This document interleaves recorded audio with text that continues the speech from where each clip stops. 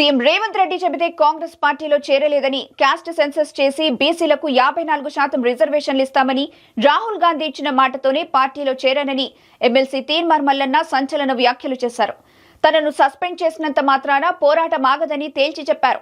CM Revanth తనను Congress party నుంచి బయటకు పంపించినంత మాత్రాన బీసీ పోరాటం ఆగదని, బీసీలకు రాజ్యాధికారం ఎట్లా రాదో చూస్తానని సవాల్ విసిరారు. కులగణన చిత్తు కాగితాలని తగులబెట్టడం తప్పైతే బీసీల కోసం ఇంకా 1000 సార్లు తగులబెట్టి తప్పు చేస్తానని అన్నారు. కులగణన చేసే క్రమంలో సీఎంకు సూచనలు చేశామని కానీ పట్టించుకోలేదని తెలిపారు. సర్వే దేశానికి ఆదర్శంగా ఉండాలని, రాహుల్ గాంధీ తలెత్తి చెప్పేలాగా ఉండాలని చెప్పానని, కానీ తన మాట లెక్క చేయలేదని అన్నారు. పేరు పేరున నమస్కారం తెలియజేస్తా ఉన్నా. ముందుగా కాంగ్రెస్ పార్టీ ఇచ్చినటువంటి షోకాజ్ నోటీసును మీకు ప్రదర్శించాలనుకుంటున్నాం. ఎందుకంటే ముట్టిందన్న విషయం తెలవాలి కాబట్టి షోకాజ్ నోటీసు అదే సస్పెన్షన్ ఆర్డర్. ఇది కాంగ్రెస్ పార్టీ మాకు ఇచ్చినటువంటి సస్పెన్షన్ ఆర్డర్. ఇది ఎక్కడ మిస్ కాకూడదని ఫ్రేమ్ కట్టించడం మళ్ళా నలగకూడదనే ఉద్దేశంతో. సో దీంతో ఈ ఫ్రేమ్ తోటే దీంతోటే బీసీలకు రాజ్యాధికారం ఎట్లా రావాలో చూపిస్తాం దీంతో. సో ఈ సస్పెన్షన్ ఆర్డర్ మాకు అందింది. ఇది పంపించేలా ప్రయత్నం చేసినటువంటి గౌరవ ముఖ్యమంత్రి రేవంత్ రెడ్డి గారికి మీరు చాలా రోజుల నుంచి ప్రయత్నం చేసిరు. పాపం సస్పెండ్ చేయాలి అనేటువంటి తపన. మొన్న కరీంనగర్ మీటింగ్ పోతుంటే కూడా కారు ఎక్కినాక కూడా మళ్ళీ మహేష్ కుమార్ గౌడ్ గారిని రిక్వెస్ట్ చేసి ఈ 1-2 డేస్లో చేయాలన్నా ఎట్లన్నా చేసి అని చెప్పి మీరు తాపత్రయపడుతున్నటువంటి విషయంలో నేను అర్థం చేసుకోగలుగుతా మీ బాధ. ఎందుకంటే మీ దగ్గర ఉండేటువంటి వ్యక్తులు సహజంగానే బానిసలుగా ఉండాలని మీ ఉద్దేశం కావచ్చు, అది సహజంగానే మీరు కోరుకుంటారు. కానీ తీన్మార్ మల్లన్న విషయంలో కోరుకోవడమే మీరు చేసిన పొరపాటు. ఇక్కడ సస్పెన్షన్ అనేది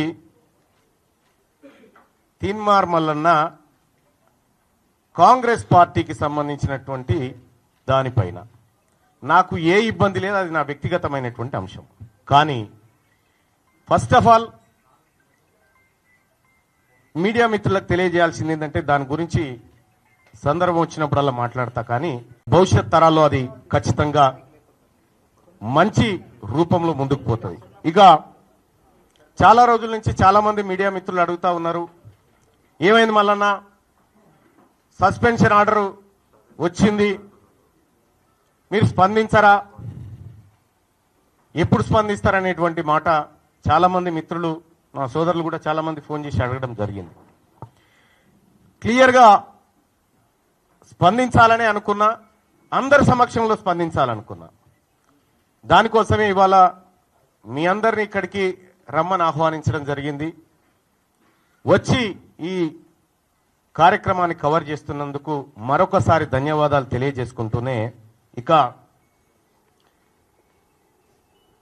గౌరవ ముఖ్యమంత్రి రేవంత్ రెడ్డి గారు నన్ను కాంగ్రెస్ పార్టీ నుంచి బయటికి పంపించడం ద్వారా ఏదో జరిగిపోతుంది, ఇక బీసీ ఉద్యమం ఆగిపోతుంది, బీసీలు ఇంకెవరు మాట్లాడరు అనేటువంటి భ్రమలు మీకేమన్నా ఉంటే తొలగించుకోరు. అవి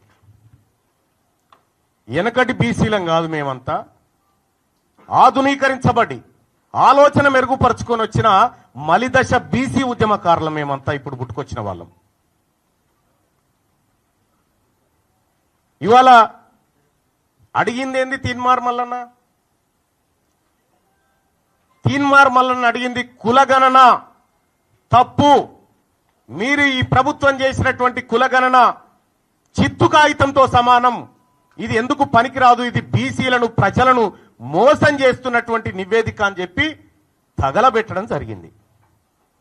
నిజంగా తగలబెట్టడమే తప్పైతే, బీసీల మంచిని కోరి బీసీలకు న్యాయం జరగాలని కోరి తగలబెట్టడం తప్పైతే ఆ తప్పును ఇంకా 1000 సార్లు చేస్తా.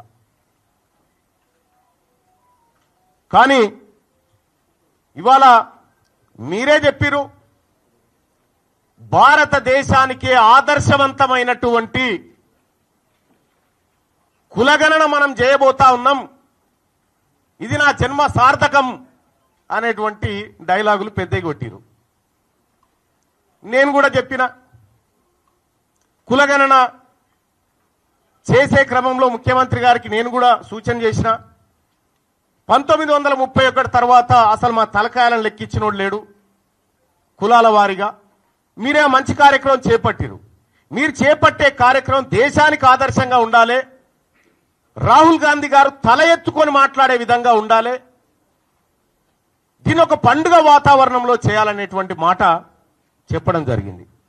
నిజంగా కులగణన సక్సెస్ చేయాలనేటువంటి ఆలోచన గనక రాష్ట్ర ప్రభుత్వానికి అందులో ఉన్న అగ్రవర్ణాలకు నిజంగా ఉంటే కులగణన ప్రారంభోత్సవమే వేడుకలాగా జరిగి ముఖ్యమంత్రి గారు ఆయన ఇంట్లో, మంత్రులు వాళ్ళ ఇళ్లలో, ఎమ్మెల్యేలు కాంగ్రెస్ పార్టీ నాయకులంతా ఎవరింట్లో వాళ్ళు మొదటి రోజు చేసుకొని సమాజానికి ఆదర్శంగా చూపించేటోళ్ళు.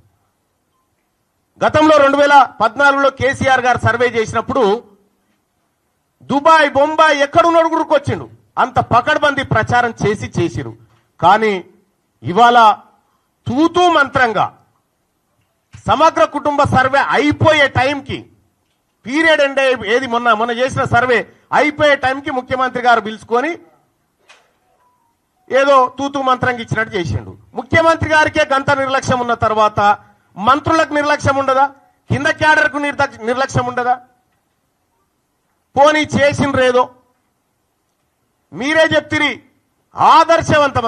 ఆదర్శవంతమైన సర్వే ఎప్పుడైతే 100% చేసి 100% లెక్కల్లో పక్కాగా ఎవరి వాటా ఏందో తేల్చి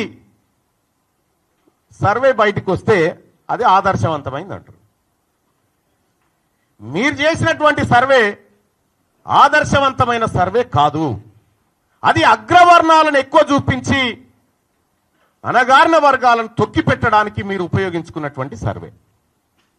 ఈ సర్వేను బీసీ సమాజం ఎట్టి పరిస్థితుల్లో యాక్సెప్ట్ చేయడానికి సిద్ధంగా లేదు. నేను సర్వే రిపోర్ట్ తప్పు అని కాలబెట్టిన తర్వాత అట్లా కాలబెట్టడం తప్పు అని చెప్పి షోకాజ్ నోటీస్ సస్పెన్షన్ చేసినావు. ఒకవేళ నాదే తప్పైతే నువ్వు మళ్ళీ సర్వే ఎందుకు చేసినావు? మరి తీన్మార్ మల్లన చేసిందే తప్పైతే మళ్ళీ సర్వే చేయాల్సినటువంటి అవసరం ఎందుకు ఏర్పడ్డది?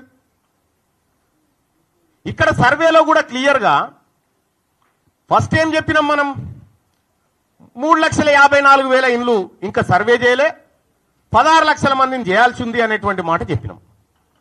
వాళ్ళు ఎందుకు చేయలేదంటే అయిష్టంగా ఉన్నారు అనే మాట చెప్పినాం. అయిష్టంగా ఉన్నోని దగ్గరికి మళ్ళీ మన ఎమ్యూనరేటర్ని పంపానా, లేకపోతే అయిష్టంగా ఉన్నోడే మళ్ళీ మన దగ్గర రావాలి?